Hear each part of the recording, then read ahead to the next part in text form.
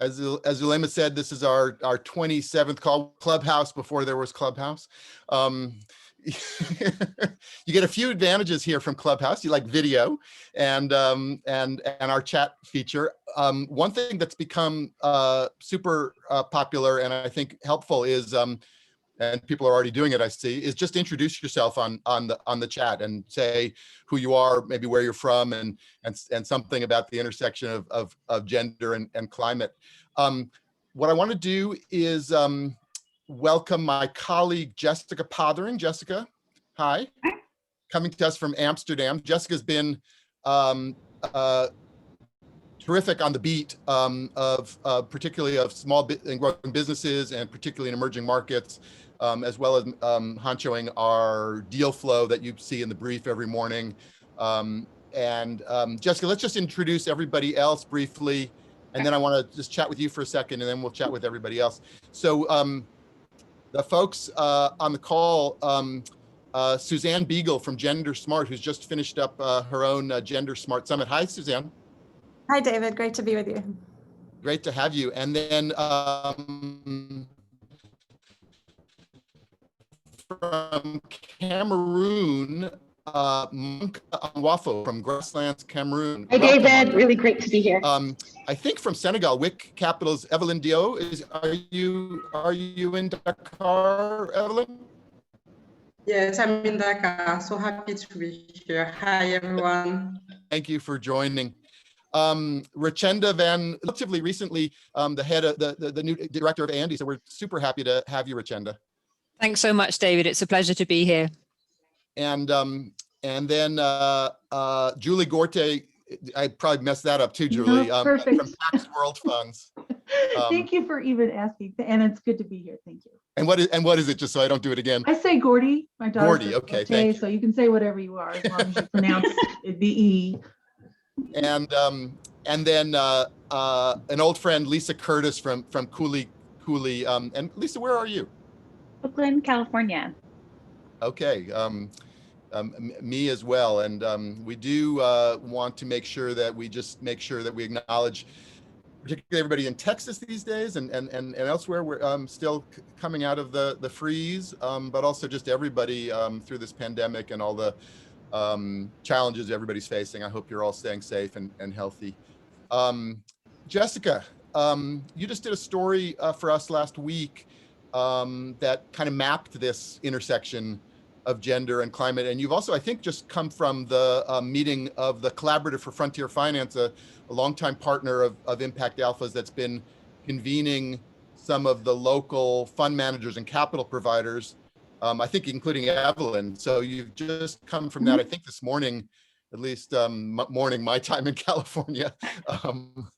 What are you finding, on the beat? Yeah, thanks, David.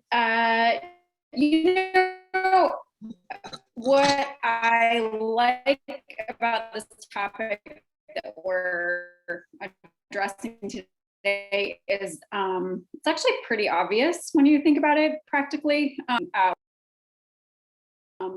Gender or climate vulnerability can be disaggregated in any way. I mean, one shock to any one of those issues really has a ripple effect through everything else. And I think globally, we all know this now with COVID, but as we see the disproportionate impact that it has on women, we're realizing actually that a disproportionate impact on women has a disproportionate impact on everything. And climate change, it's not really the next thing. I mean, it's already happening, but I get, we sort of refer to it as the next thing. And I think what stands out to me in all of this is if you're an impact investor, you have to think across these themes because both your capital and your impact are at risk if you don't.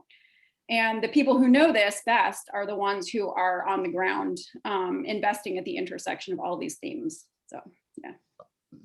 Good context. I mean, we're in this call, we're going to be crossing a lot of these, I don't know if they're silos, but at some level there's a whole developing markets, emerging markets, growth markets, frontier markets. It's a little unclear what to call this all now, but as well as then developed markets. And some of those themes obviously cross that. There's also public and private capital markets. We have representatives of both here. And then there's this question of mitigation and adaptation to climate, which is key.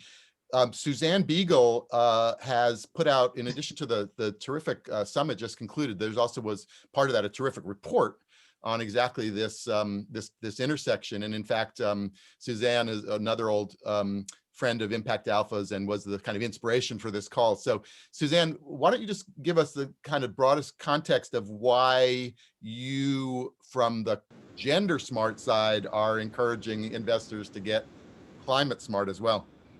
Thank you, David. So we just finished this 2-week summit, as you know, but we were really excited to wrap the report.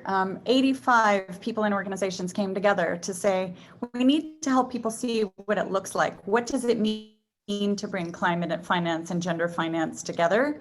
We wanted to show what it looks like in energy and agriculture and infrastructure, but also, so those are our deep dives, but then also to tee up what does it look like in the circular economy and insurance and things and sustainable cities.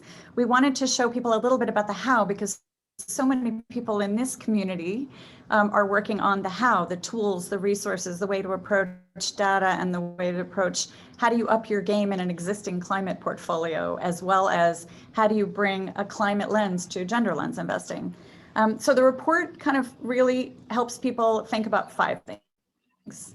One is, how do we view this as looking at gender as a way of mitigating risk in a climate portfolio? So we talk about where women are disproportionately affected, but women are actors, in entrepreneurs, investors, innovators, scientists, agronomists. They're actors in the system, and that by paying attention to where women are in the picture, that this is about mitigating risk, as well as obviously climate risk, gender risk, impact risk, financial risk, to really help people think about what does it mean to take the fiduciary duty responsibility, and where people will say, oh, it's not in our fiduciary duty to pay attention to impact or pay attention to gender. Of course, now they're all getting that that it is in people's fiduciary duty to pay attention to climate, but they're still not there yet necessarily on gender. So we really want to make it very, very clear this is. And we were helped by people like Hiro Mizuno, who's ex-GPIF, and Akim Steiner and others that really helped make the case at the summit.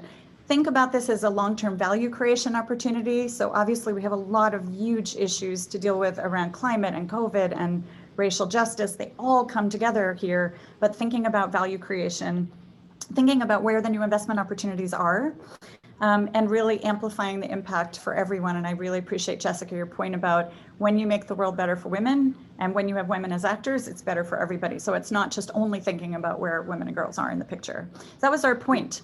And we wanted to highlight the funds and the vehicles and the.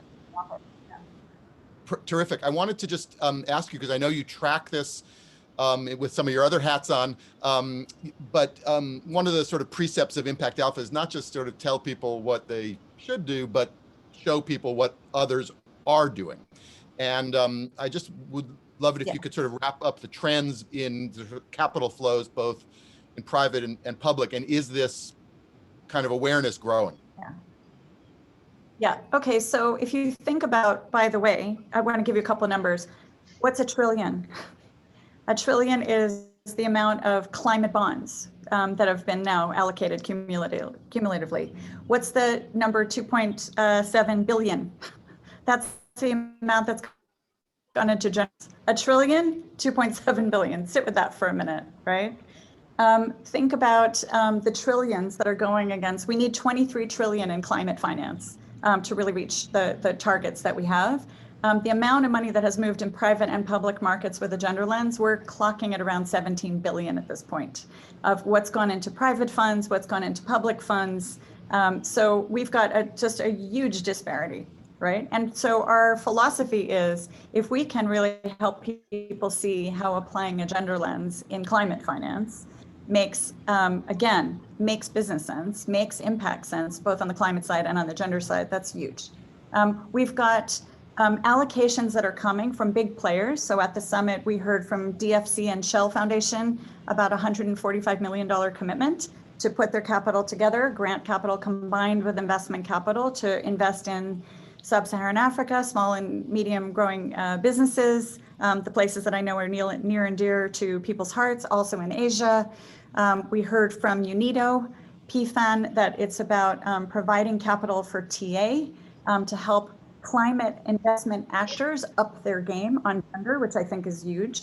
We heard from the Andy Network, which I'm sure Richenda is going to talk about their new commitments with a whole host of partners. So we're also hearing about both financial commitments, but also process commitments to really say, we need to build our capacity to do this work, and we need the climate investors and the climate business actors to up their game on gender as much as we need the gender actors to up their game on climate. Great. I will say we will round up all of these things. Suzanne tends to talk fast and also use acronyms, which we will unpack in the follow-up post. But let's move to Manka, just to get a little kind of ground truth. Manka, you told me you had been thinking about getting a PhD in agricultural economics. I think you've probably got a PhD in real world agricultural economics now. Absolutely. Thank you, David, and thank you everyone for joining the call and having me on here. Grassland Cameroon it operates in Cameroon, and we provide asset-based financing to smallholder farmers that farm corn and soybean.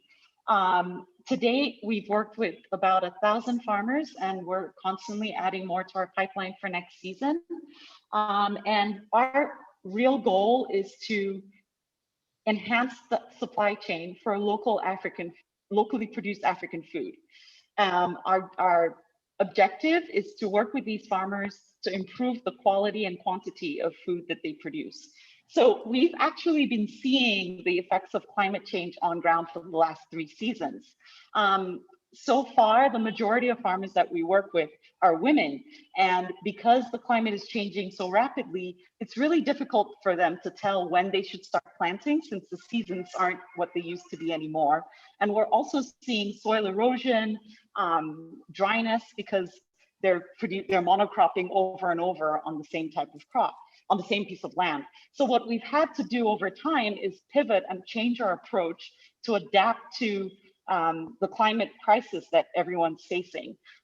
We have moved away from tilling the soil each time, which affects just the topsoil and erodes the nutrients from the soil. So we've moved towards zero tillage.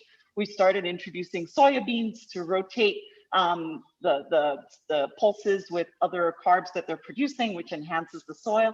And we've also started providing weather forecasts to our farmers in actionable SMSs, which enable them to know whether they should plant now or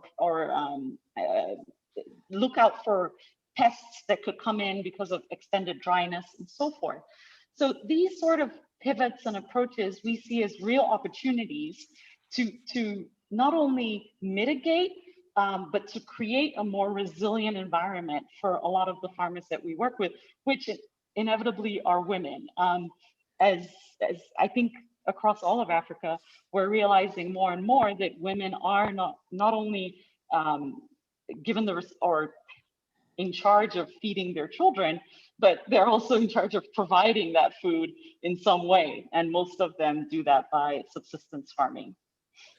I just got interested, Manka, in sort of how the climate impending climate crisis that's already here is affecting the business and your customers. So as I understand it, you will extend credit to farmers for inputs, as well as help them on the other side with going to market. If their crop fails, they can't pay, and that affects the business, but obviously also affects their families and their livelihoods. So, just what is the real world sort of economic implications of these changes? The economic implications are dire. This past season, farmers in our program, because of an extended period of drought, farmers in our program saw their yields, which typically average around 4.5 to 5 tons a hectare for maize, and just under 2 tons for soybean. They saw that reduced by at least 60% on average. So a farmer that's in our program typically would have $1,000 bump in their income each season.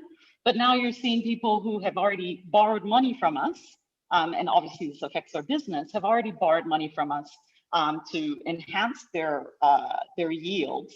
And not only do they owe us money, but they also have less income for themselves. So it's on a livelihood standpoint, this is devastating. For our business, we have also started looking into micro insurance to protect our farmers, but since we're still relatively small for the larger insurance firms to cover just 1,000 farmers who each have really tiny holdings of land each, we had to do a moratorium on what they owe us for this season. So instead of collecting 100% of what they owe us, being aware of the fact that this was a climate disaster for everyone across the country, we gave them some forbearance of a certain percentage and pushed that to the next season. So it has implications on livelihoods. It has implications on food security. It also has implications, just looking at a gender standpoint. Several women that are in our program don't have any other access to make a living, and they don't have collateral or any other means to get financing elsewhere. So if we were to say, hey, we don't care, we'll just deduct whatever you owe us and leave you nothing to survive with for the next season, these are women that will be in an extremely vulnerable situation. Okay, well, thank you. I think we will move in the conversation, I hope, to, I don't know whether solutions is probably too big a word, but at least approaches and responses. But let's go to Evelyn, and Jessica, I'd invite you to chat with Evelyn, who you know well and have been working with, and was in the story that you wrote the other day. But Evelyn, just tell us how WIC Capital has come to this, which I think started with a gender lens. I think WIC starts for Women's Investment Club originally. Yes, WIC Capital is a fund that was recently set up in 2019 by a group of women in Senegal, the Women's Investment Club. And we are a gender lens fund. We invest in women-led businesses, early stage in Senegal and Cote d'Ivoire. And we didn't have an obvious climate lens. But we realized when you look at our portfolio, we realized that when you invest in women, you actually invest in entrepreneurs that are really active in providing solutions to climate change issues. For example, if I take the example of our first portfolio company, the first business we invested in is a recycling plant, and they recycle tires, waste tires in Senegal.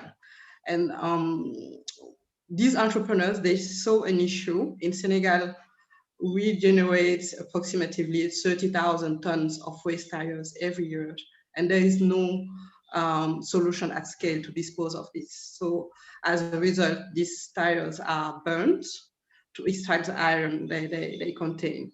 And we know that 1 kilogram of burnt tire emits 1.45 kilograms of carbon, and also pyrolysis oil that destroys our soils and pollutes them.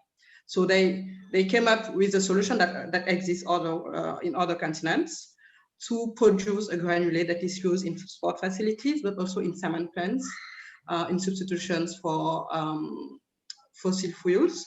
So there is a double impact there, reducing the use of fuel by the industry, and also avoiding gas emission. And every year, this is a business that is going to avoid thousands of tons of carbon emissions, and also pyrolysis oil. So this is super impactful for us. And we also invest in other more traditional value chains for women.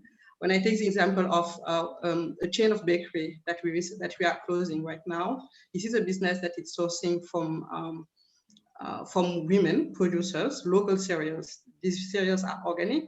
They are sourcing from women, and these grains are then processed by other networks of women, and they are providing jobs for women in rural areas. So for us, as a gender lens fund, when we invest in a business like that, we intend on impacting hundreds of women, but also providing food and food security for people, for the population in these rural areas, and ultimately in other countries in Africa. So I think just to conclude here, the point I really want to make is that even if a Genderlands Fund doesn't have this climate mandate, we know that women are always committed in changing their populations, and there is always this bonus in terms of impact on the environment. Yeah, Evelyn, I mean, that was actually how you and I ended up getting onto this topic, because we were just having a normal catch up on you guys have had a very busy year last year. You made a number of investments, I think at a time when a lot of people were reining in their capital, and you just saw the importance of making sure that, you were continuing to cut those checks, whatever way you could to keep those local businesses going. And I think you mentioned actually that you're looking now, after having seen what some of these parallel impacts are, right? Aren't you all looking at possibly doing a climate-focused fund in the future?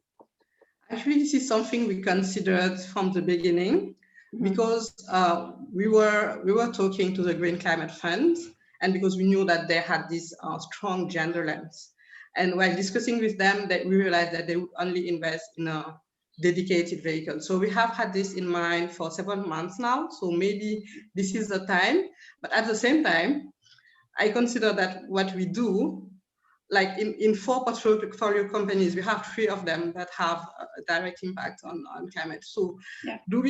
Do we attract these investors in the main fund, or should we separate something? And my personal opinion is really that they should just come into the main fund. Yeah. For me, in the same way that we have to mainstream gender and climate, I think that somehow if we keep on doing these dedicated vehicles, maybe it's counterproductive, So we already have that gender lens. Maybe we will just keep that and maybe advertise a little bit more this climate impact that we have, and not separate something. Yeah. Yeah, great. Let's move to Richenda and Andy. There's kind of a theme here, of climate adaptation and resilience. But even as Evelyn said, I mean, I think the tire recycler is a climate mitigation solution as well. So just talk a little bit about what you're seeing from Andy's point of view in terms of how small businesses and local entrepreneurs and local fund providers, capital providers are sort of thinking about, climate in a small business perspective. And then I know Andy's got a gender lens itself. So, I mean, just try to put this together in the context of what you're seeing in small businesses. Yeah, thanks, David. I mean, Andy has both a gender lens and a climate lens. So the marriage of the two, if you will, is right within our sweet spot. So it was a pleasure to join. And a small business lens. And a small business lens, small and growing business lens, I might say. So it was a pleasure to be with Suzanne and the Gender Smart team last week. And if I can just give a shout out, that report that they came up with is really terrific. So if this is sort of a newer area to you and you're not quite sure how to proceed, read their report. I think it's a great primer for this area. So yes, Andy is, in fact, I just came off a call with our steering committees across sub-Saharan Africa this morning, which represent our membership across the continent. And there's just a really huge appetite for this. I think, as Evelyn was just saying, looking at one vehicle or another vehicle, as I've said to others in a prep call, we can walk and chew gum. So there's absolutely no reason why we can't look at gender and look at climate change together. And in fact, I think it's not only that we should be doing it, it's that we are risking if we don't do it in terms of our investments, our assets. And so Andy is moving forward in this area. We made an announcement I guess it was 10 days ago, of recent support that we've received from Global Affairs Canada and their climate finance work. So climate finance in the bilateral and multilateral setting is paying attention. They have just recently funded Andy together with the Aga Khan Foundation Canada and the World University Service Canada in a 2-year, 2.1 million Canadian dollar initiative to help really look at this in the context of Andy's membership, which is intermediaries. So the TA providers, the business development providers, a number of impact investors, some of whom are represented on the call here today, others within the full ecosystem, to really say, okay, what are the opportunities for women entrepreneurs, and making sure that our intermediaries know actually how to help them move appropriately into those opportunities.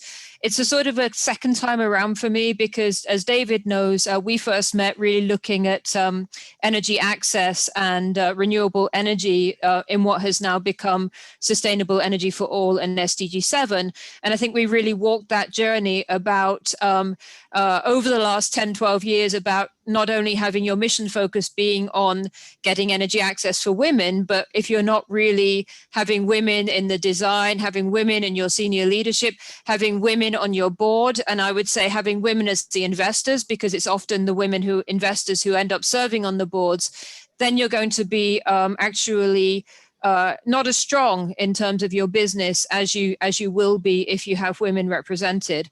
And my last point initially here is also, we do hear a lot about women being the most vulnerable of the vulnerable to climate change, and particularly UNDP India has said that about 80% of the people displaced by climate change are in fact women. But I really want to turn that around and say it's also women's entrepreneurship that is going to help lead us through addressing climate change. We have on the continent of Africa, we have actually more women entrepreneurs than we have male entrepreneurs. They're not all fully capitalized. You know, we heard from Manka. She was telling us again in the prep call yesterday that in Cameroon, they still don't have as much support. And I know that one of her angel investors is here, but Cameroon as a country does not have the access to the investment vehicles that some other countries, whether it's a Ghana or a Kenya, already have. So we've still got to do additional work to make sure that the ecosystem is developed and that an entrepreneur with a great idea, you know, has that access to the business support, has that access to the acceleration. And we still only have 25 climate accelerators outside of OECD countries. So even just getting the acceleration, let alone getting the women entrepreneurs through the acceleration, is an area where we still have opportunities to grow and strengthen our impact. Let me just follow up. You said there's new appreciation, and you mentioned a few exciting initiatives. I guess what is new here in the sense of energy enthusiasm and frankly capital? Is there an appreciation on the one hand of, I think there's at least lip service I hear to, you know, adaptation, which has always been the sort of stepchild to mitigation in the climate world. There's I think increased awareness of gender, whether that's translated into huge amount of capital. Yet there's obviously a COVID response mechanism, you know, such as it is. I mean, is there some kind of step change that we're seeing in this, and is the intersection of gender and climate somehow, you know, arriving as a bigger focus for, you know, in policy and among investors? Yeah, I think you're probably better placed than I am to really to assess the investment world writ large. But I would say certainly the SDGs have helped to focus that we need to really look holistically and not sort of keep in the silos that we tend to go just because it's easier at times to be able to do that. I would say that I think maybe the messaging has got through in terms of, yes, COVID has been a total shock to all of us, but climate is bigger than COVID. We are looking at, SDGs by 2030. We're trying to look for net zero by 2050. And while there is a strong focus on mitigation and the top 3 emitters, climate, India and the US in that role, we need to get it right in other countries too. And, you know, big countries, for example, in sub-Saharan Africa, like Nigeria and Ethiopia, with burgeoning middle class development, large populations, if they don't get on low carbon pathways today, then they will be the big emitters by 2050. So it's not only a big three emitter mitigation story, but it's also a great opportunity for us in other countries to really align our capital to help create, whether it's electric vehicles and green transportation, whether it's looking at water and water technologies and innovations, regenerative agriculture. There are just so many different areas that I think that we can move into, and it's really an exciting opportunity area. And I think women can be at the forefront of leading that. Terrific. I see many folks are adding kind of resources and connections and developments in the chat, and frankly, keep it going and bring it on. If there's folks that we should be talking to at Impact Alpha or that other folks on the call should know about, just please do put that in the chat or drop us a note. I want to move to Julie because one of the things that has been remarkable in the last year has been the flow of capital into kind of so-called ESG and sustainability funds in the public markets. It's really, that has kind of hit that kind of inflection point or that curve, and just maybe give us the context of how both gender and climate, and then gender and climate together play into that broader ESG sustainability, ETF fund flows. Sure. So yeah, you're right. We have crossed the Rubicon in ESG. I think in the last 20 years ago, when I was working in this area, I would get a lot of skepticism, a lot of pushback. Proved to me that women will be as good at being board members as men are. And that was 2001, by the way, when we had a huge recession because of poor governance. And the comeback is always, yeah, prove to me that women will be any worse than the men that we have on the boards right now. To where we are now, where you have big firms like Vanguard and BlackRock and sort of major investment players talking about these problems as if these were, because they are really fiduciary responsibilities. They are financially material. All of these things matter. We, as a globe, have to make a transition to a more sustainable economy. And what that means is solving some of the biggest challenges on Earth. That includes equality, that includes discrimination, that includes climate change, it includes biodiversity, it includes resource depletion, all of that stuff. Any progress that we make on any one of these things will make progress on all the rest of them that much easier. And the more we don't make progress on any one of these things, the harder it will make solving everything. Climate isn't just an environmental issue any more than gender is a governance issue or a social issue. They all impact everything. So it's going to take a village, and it's going to be a global village. And that means I'm here to talk about the public markets, public equities market. That's where, that's our contribution. The flow of new IPOs, of new ideas, of new anything into public markets depends on what all the other people on this call have talked about. So it's an ecosystem. It's not, separately standing pillars. We all need all of this stuff. Why do we invest in public markets and gender equality and climate change? We've integrated both into all of our funds. We do have specific strategies on solving environmental problems and gender. The Solving Environmental Problems funds do integrate gender. The Gender Fund does integrate climate, again, for the reasons I discussed earlier. One of the things we know about more gender balanced decision-making or groups is that they make better decisions. So the more diversity you have in your decision-making group, whether it's the board, the executive suite, a line manager, a farm, a mayor, a governor, any group, they're going to make better decisions if there's more diversity in the group. What that means is they tend to make, they vet more options to solve problems, and they vet them more thoroughly.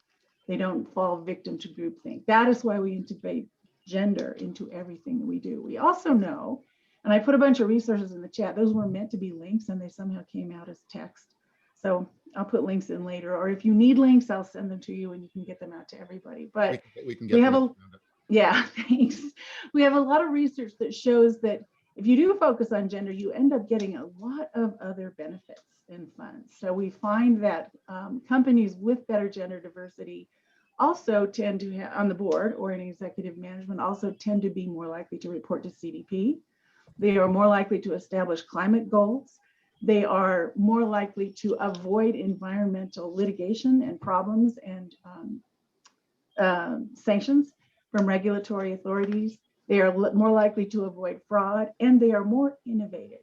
So again, I want to get back to the narrative that we heard from some of the other speakers, where yes, women are, probably going to be impacted more by climate than many other groups, but they are also more likely to, to be represented in the companies that find solutions to these things. Companies with more women in executive management and boards have more patents and higher quality patents. There's more innovation. That's also true of the R&D team. That is why we integrate both of those things in all of our funds. Julie, let me just follow up, because I'm always a little reluctant to kind of peg it to this, but one of the things that does tend to tip markets is outperformance, and then folks follow whether they're maybe intrinsically committed to gender equality or climate. And I know that is part of the reason why there's been so much capital flowing into these ESG funds. It's also part of the reason why there's been just a tremendous surge, as people have seen, of capital into these SPACs. There's another acronym, special purpose acquisition. Purpose acquisition, yeah. That are overwhelmingly, or at least in large part, sustainability or clean energy, green kind of companies. So there is capital flowing to kinds of particularly climate solutions, because I think people think that's where the world is going and that's where they should be. Is there an argument that you made, the sort of risk argument, which I think is salient, but is there also an outperformance argument that gender focused and climate focused enterprises and funds are going to outperform? Yeah, so if anyone who has ever talked to me knows that I keep this database of studies that link various aspects of sustainability to financial outcomes. I have more than 800 of them now.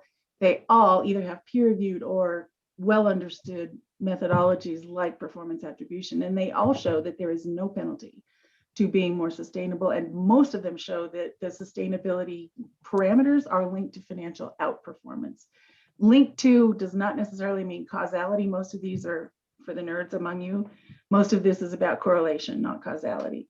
But there is a ton of literature, and most of it shows, that's out there really shows that the more you integrate sustainability, including gender, I think there's 200 studies just on gender alone, the more likely you are to outperform in terms of things like, some of the esoteric financial measures like Tobin's Q or fund performance or risk-adjusted return or return on equity.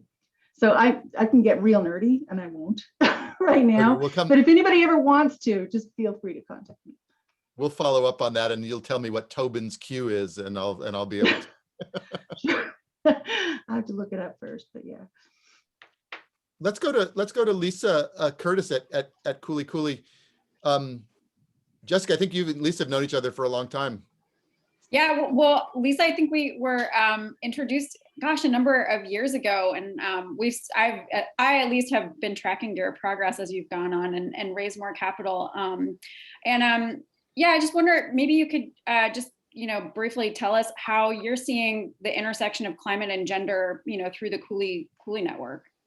Yeah, absolutely. Thanks for having me. Honored to be part of this group.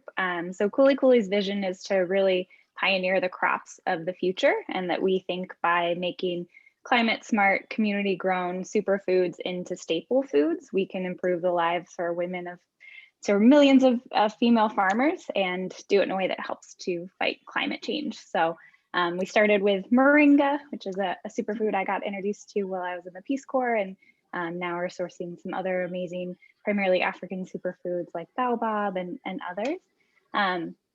And we source from majority female farmers. So it's something that, we're a women-led business and passionate about empowering women, but it also just makes sense in the sense of that's who's growing many of these crops. I think kind of like Manka described, that we found for many of our farmers, it is the women who are growing some of the more specialty other crops, less of the kind of quote heavy crops often.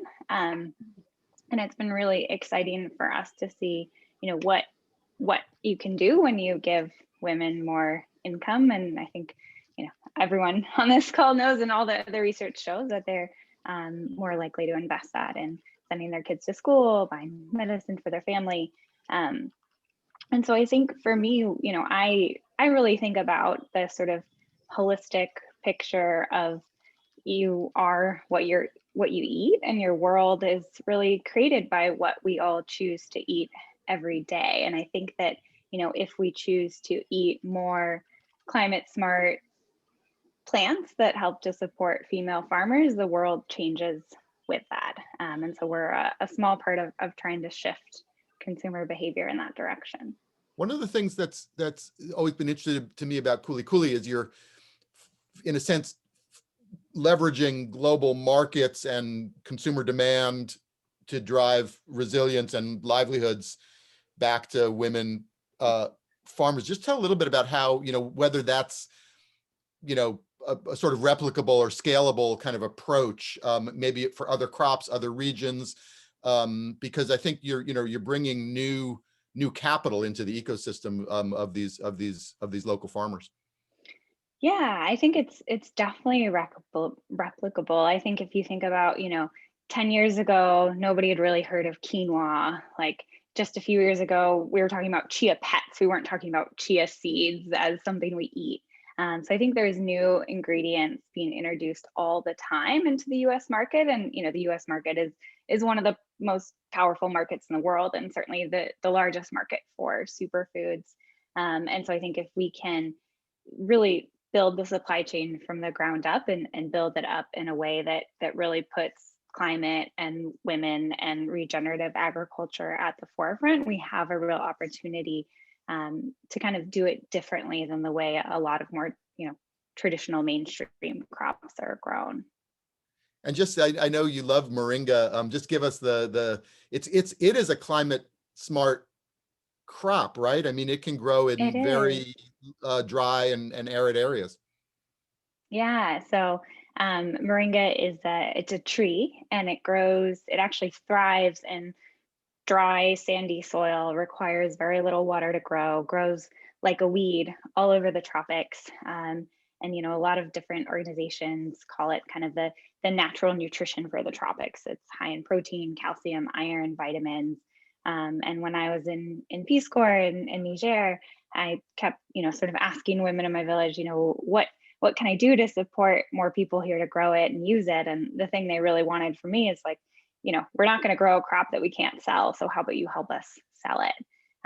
So that was 7 years ago. I don't think I quite knew what I was signing up for, but we've been doing it ever since. And now we're selling moringa and other superfood products in about 11,000 stores across the US. So that's enabled us to work with about 3,000 primarily female, mostly African farmers. And just to sort of bring this to a close, despite it being climate resilient, are there climate effects in your supply chain?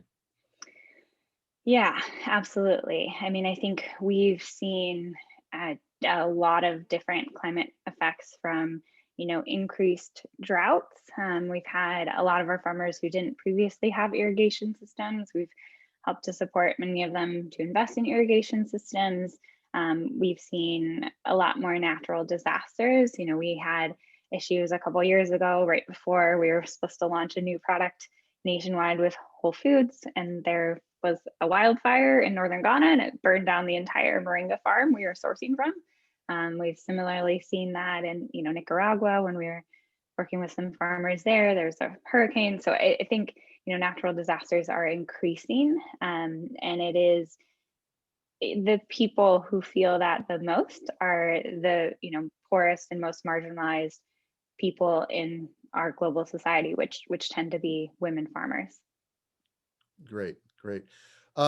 We're at the quarter hour. I don't remember if Zulema mentioned this at the beginning. We're going to leave this call open for maybe another half hour after the top of the hour, just so folks can chat and connect and whatnot. But let's get to some questions and comments. I know there's some folks who've been looking forward to this call and who want to get in, and I'm happy to have them.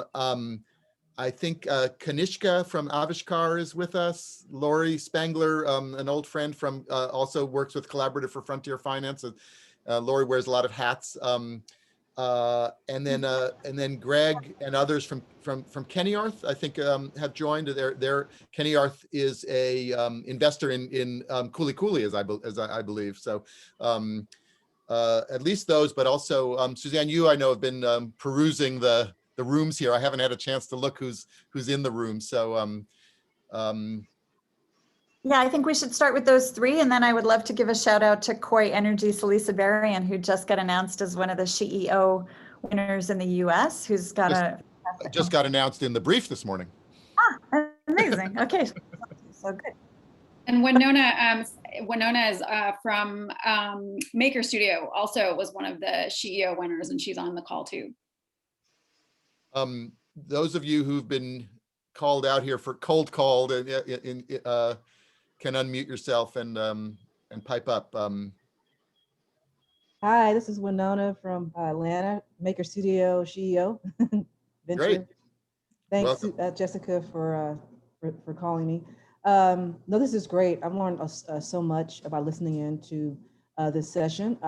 So my company, Maker Studio, is a green manufacturing design build firm. We specialize in creatively customizing and reusing shipping containers and materials as sustainable, equitable approaches to community development. And so we take shipping containers and customize them with local tradesmen and women in marginalized communities as affordable housing, medical spaces, and small business spaces. So, you know, it is a conversation around, specifically for us, SDG goals 9, 11, and a little bit of 12. The idea really is to just redefine local manufacturing, local supply chains, you know, that are established and sustainably run by local communities, and also the responsible consumption of existing materials versus building new. So it has a lot of implications for how we lessen our carbon footprint in construction, as well as manufacturing. So just excited to be here and lots to learn. I'd be interested as speakers come up, just whether the climate angle and then also the gender angle is helping both with customers, partners, investors. Is this becoming a plus in the pitching, frankly, as investors and others become more aware of these intersectional issues? So for us, a little bit. I think you don't typically hear, unfortunately, enough climate conversations and gender conversations in manufacturing and construction. So I'm quite a new face in those two industries, which is part of why we're excited to lead those conversations and disrupt in that space. You know, we cannot continue to build communities the way we're building them with lumber price soaring and just the continuous extraction and exploitation of those materials. And so for us, we literally are almost seeing ourselves as leading that charge. From an investor standpoint, a lot of our investors, of course, the investors that we are interested in engaging are impact investors. A lot of the venture capital investors are not interested in our climate and gender-based components in our companies. And so they will be. Very frustrating. They will be. Yeah, let's hope so. We have, I think Sandra is here from Kennyarth. Speaking of investors, Sandra, how do you see this? Hello. There you are. Hi. I will. I believe a couple of us are actually on from Kennyarth, and I will defer your question over to Diane or Greg. Oh, okay. Kennyarth is a family office that has been, you know, a sort of champion of what they call impact first investing, and has done has a terrific portfolio that I think we've profiled in Impact Alpha, but it's also a good guide for folks looking for where they can put their capital to work. Diane or Greg, you got to unmute.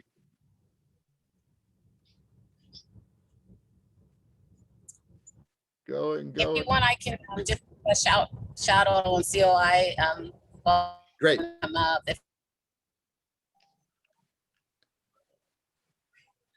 Salisa, you're frozen up. We're having.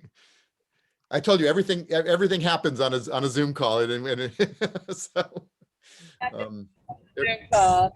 Yeah, I just wanted to thank you guys for just giving us a shout out. We were super excited to be a part of CEO. Thanks for inviting us here. Yeah, so COI Energy, we're a digital energy management platform where we detect and eliminate energy waste in buildings, and we repurpose that waste for good. So to help optimize the electric grid, thereby eliminating what happened in Texas, our platform is like a solution to those kind of things. Also with improving efficiency in the buildings, and could you guys still hear me? Okay. And, you know, providing equitable access to clean energy solutions to marginalized communities, because we all know that they're the most negatively impacted by climate change. And it shouldn't be because of your socioeconomic status that you can't have access to clean energy. We feel that it's everybody's right to live a dignified life, and it starts with having access to the fundamentals, which energy is. Excited to be a part of this community. And so to your question about, you know, looking at investment and where gender and climate overlap, to Winona's point, you know, investors are starting to get there, but they haven't truly, you know, like we haven't seen the uptake yet. I'm thinking it's coming as well. We're getting more people reaching out to us in that regard. Terrific.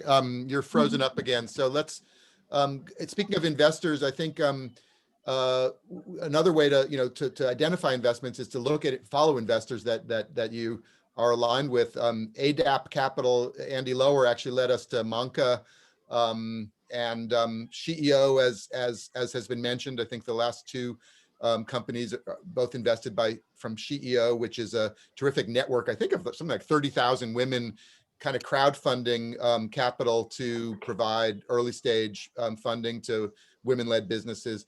So again, you can find their portfolios that can lead you to companies, that can lead you to co-investments and that sort of thing. David, this is Sandra from Kenyorth. I'm happy to jump in to comment on, to kind of provide a quick comment to your questions. I'm going to leave my camera off just because my connection here in London has been a bit patchy today. We're all working from home still. So maybe just to give a brief background on Kenyorth. So we are an impact first family office founded by Diane Eisenberg in 2013. And we use the term impact first to differentiate ourselves from more conventional double bottom line oriented impact investors that focus more on market rate returns, whereas we're more focused on underserved communities. And we manage 400 million of AUM, which means that we annually make about 40 to 45 million of USD commitments through about 30 transactions across funds and directs. And we do all of this in-house through 12 professionals, mostly based here in London. So I think, you know, we're really proud to be on this call today and to have also been one of the speakers at Gender Smart. Cooley is one of the investments that we're really proud of. And in the chat, I also included reference to Blue Orchard's climate insurance fund. And I think that there are two really great examples of what we're talking about today here. And, you know, interestingly enough, I mean, Cooley has already touched on a couple of these things, but I think, you know, what's interesting and what we're seeing at the intersection of gender and climate is that in a lot of sort of climate portfolios, gender hasn't necessarily been a focus, even though it has. So it hasn't kind of been a focus in terms of through the due diligence processes and something that's been communicated, even though we know that the impact has been there. So some of the climate insurance funds or some of the climate funds similar to the Blue Orchard Climate Insurance Fund are moving towards doing more work and understanding what kind of the true impact is at the intersection of climate and gender. And I've included a link in the chat to Insure Resilience Partnership which Blue Orchard is a part of, which brings together a huge number of stakeholders across the kind of the climate adaptation space that are doing some really interesting work at the intersection of gender and climate. So I'll just stop there. Terrific. Thank you. Thank you. We're coming up on the hour, so I do want to get see if Lori Spangler, who's always a good synthesizer. Lori, are you with us? I am, David. Thank you. I'm here. Do your synthesizing thing. Oh, very hard to do. Great conversation. Covered a lot of waterfront. And I think that's kind of the point. Is that I think this intersection. I think Salisa said it very nicely. Is that it's there. People are beginning to connect the dots, and now I think it's positioned to really dial up and accelerate.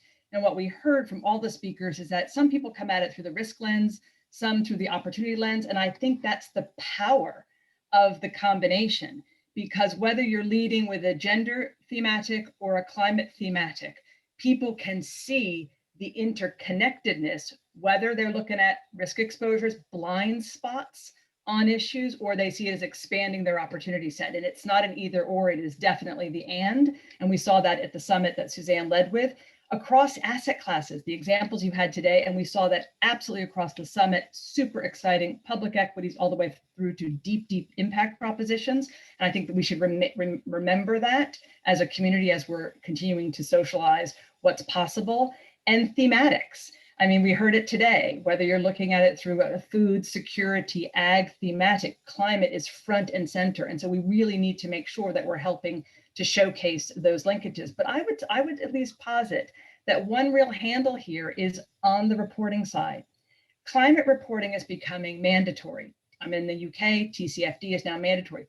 Why can't we introduce a couple of gender fields into climate mandatory reporting? If we're all seeing it through both a risk and opportunity lens, let's play that all the way through to the reporting. And as several of the speakers said, we're piggybacking on one another in a good way, depending on where we're leading. But if we actually piggyback on the movement for standard setting and reporting, I think we can have a phenomenal influence, especially in the year of COP26.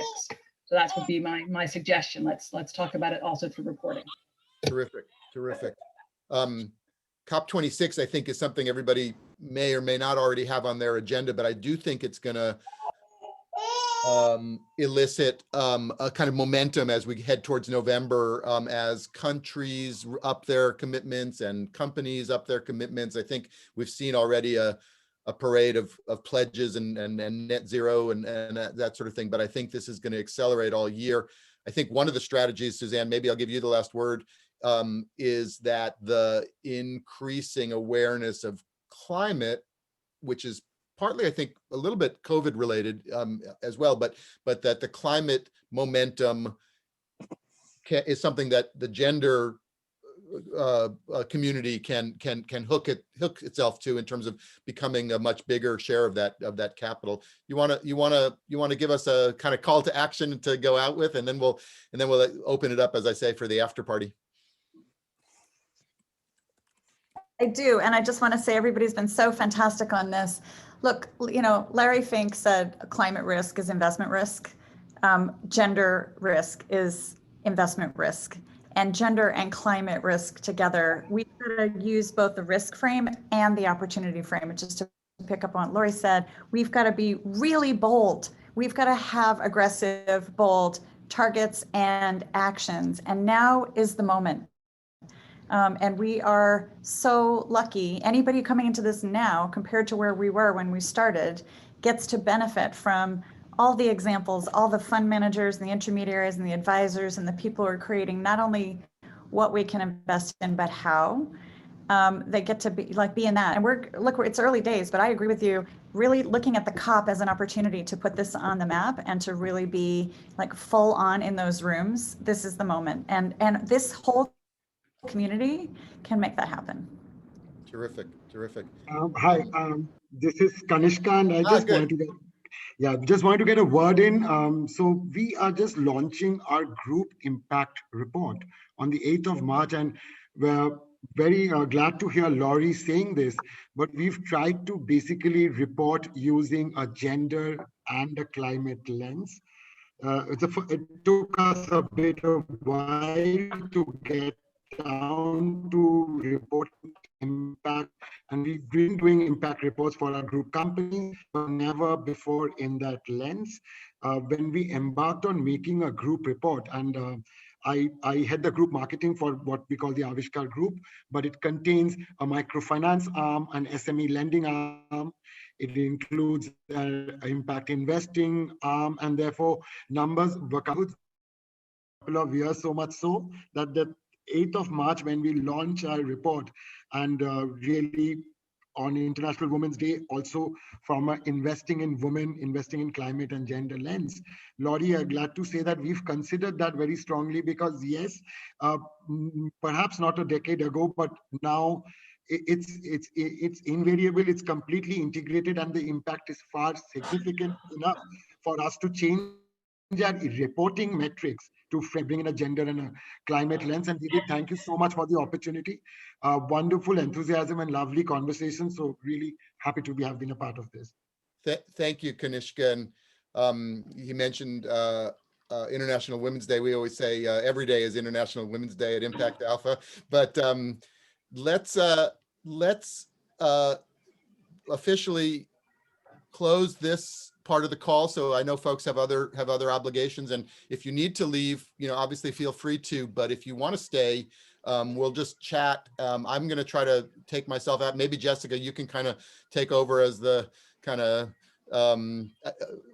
impresario here. So I will try to keep my mouth shut, which is always hard for me. But thank you so much all for joining, all the speakers, but also all of you and